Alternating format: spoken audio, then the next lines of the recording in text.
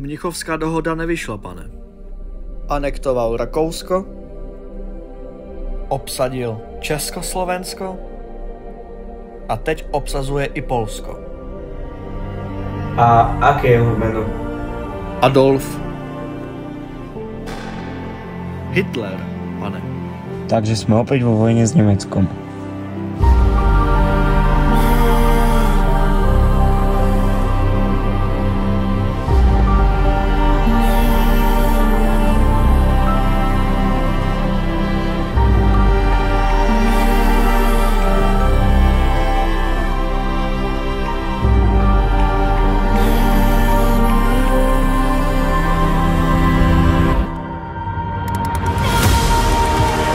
Budeme bojovat vo Francúzsku, v Německu, alebo aj v Polsku. Budeme bojovat do posledného dechu, ale nikdy sa nevzdáme. Čože? To je největší hanba v historii Ameriky. Zima sa blíži.